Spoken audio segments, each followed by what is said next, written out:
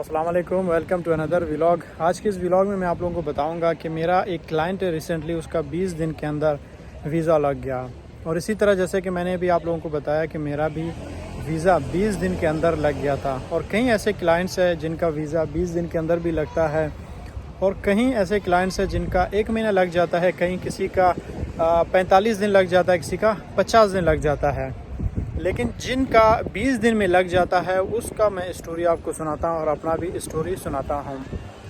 تو ناظرین دیکھو، سب سے پہلے میں آپ لوگوں کو اکثر بتاتا ہوں کہ یہ ایمبیسی کا ایک تو اپنا موڈ ہوتا ہے، ویزا کب دے گا اور کتنا ٹائم میں دے گا اور کتنے دن کا دے گا، ٹھیک ہے۔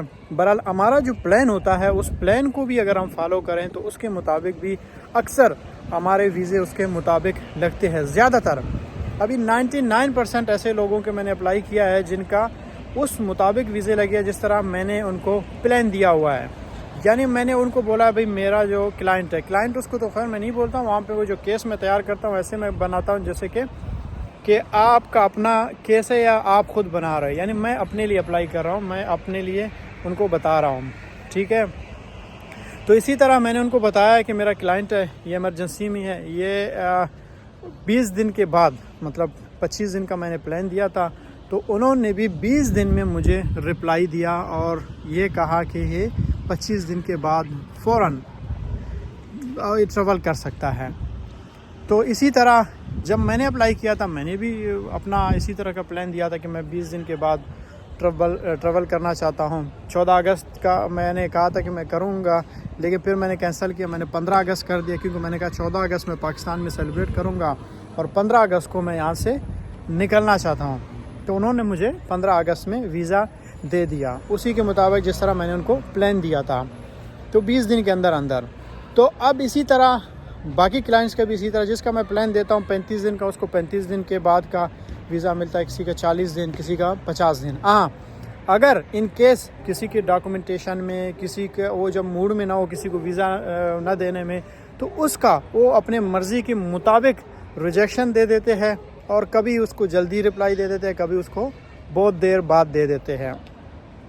تو ناظرین اس میں آپ لوگوں کو یہ بتاؤں گا کہ وہ بھی سیریس کس کو لیتے ہیں، وہ اس بندے کو سیریس لیتے ہیں جو بندہ خود سیریس ہو۔ سیریس ان کو کیسے پتہ چل جاتا ہے کہ بندہ سیریس ہے؟ وہ اس طرح ان کو پتہ چل جاتا ہے، وہ جب آپ کے ڈاکومنٹس کو دیکھتے ہیں، وہ آپ کے کیس کو دیکھتے ہیں، وہ آپ کے کور لیٹر کو، آپ کے ٹریول پلان کو، آپ کے ہوٹل بکنگ کو، آپ کے ایئر ٹکٹس کو اور آپ کے باقی ڈاکومنٹس کو دیکھیں گے کہ بھئی بندہ اپنے آپ کے ساتھ کتنا سیریس ہے، اس نے کون سے پیپرز لگائے ہیں، کون سے ڈاکومنٹیشن اس نے تیار کی ہے، اور کتنا یہ اپنے کیس کے ساتھ سیریس رہا ہے۔ جب وہ آپ کے سیریسنس کو دیکھیں گے تو وہ بھی آپ کو سیریس جواب دیں گے، سیریس رسپانس دیں گے۔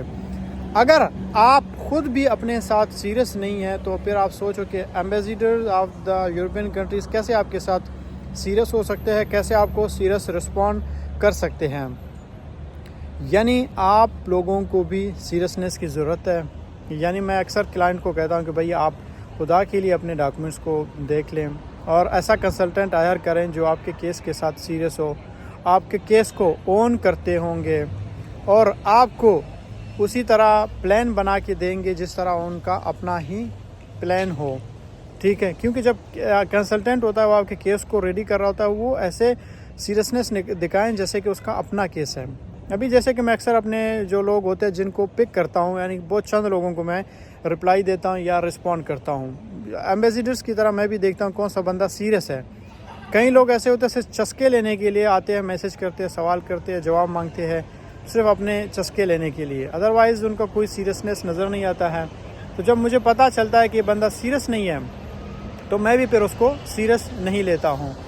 تو بہرحال ان کو جن کو میں سیریس لیتا ہوں پھر ان کے کیس کو میں بھی اسی طرح ریڈی کرتا ہوں، اسی طرح تیار کرتا ہوں، اور دل لگا کے، جان لگا کے ان کے کیس پہ کام کرتا ہوں۔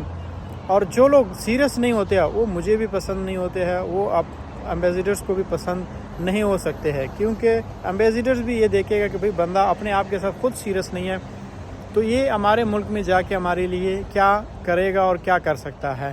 تو ان شارٹ میں آپ کو کہہ سکتا ہوں کہ بھائی آپ لوگ اگر مجھ سے رابطہ کریں گے یا پھر آپ لوگ کنسلٹنسی لیں گے تو کم سے کم آپ لوگوں کو کچھ چیزیں ہیں ان کو دیکھ لینا چاہیے، ان کے اوپر کام کر لینا چاہیے. کام کرنے کے بعد، تیار ہونے کے بعد، ان کو سمجھنے کے بعد آپ لوگ مجھ سے کنٹیکٹ کریں، مجھ سے رابطہ کریں.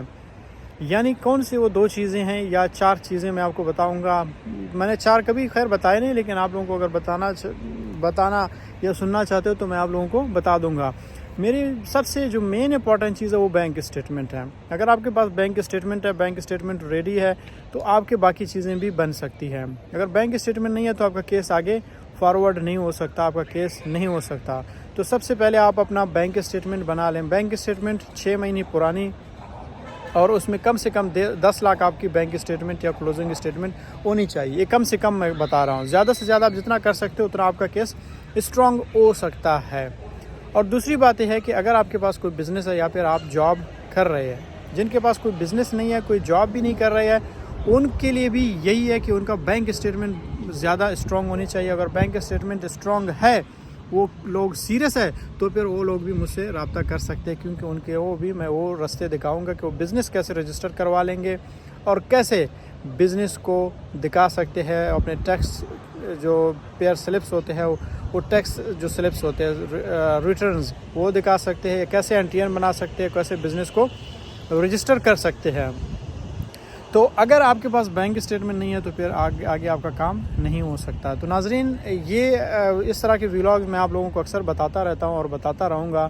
تو اگر آپ لوگوں کو یہ ویڈیو پسند آ گئے تو کائنڈلی آپ لوگ ویڈیو کو سبسکرائب کریں اور اپنے دوستوں اور رشتہ داروں میں بھی شیئر کریں، اور تاکہ لوگ رابطہ کریں اور زیادہ سے زیادہ جو سیریس لوگ ہوتے ہیں ان کو میں رسپونڈ کروں اور ان کے لیے میں اپلائی کروں. تو آپ لوگ دیے گئے نمبر پہ مجھ سے واٹس ایپ میں اگر بات کرنا چاہتے تو واٹس ایپ، اگر کوئی انٹرنیشنل کال کر سکتا ہے تو انٹرنیشنل نمبر پہ کال بھی کر سکتا ہے. تو کوئی نہیں ہے، میں خود پاکستان میں نہیں ہوں، باہر ہوں. تو ملتے ہیں انشاءاللہ اگلے ویڈیو میں. تب تک آپ لوگ اپنا خیال رکھیے. Thank you so much.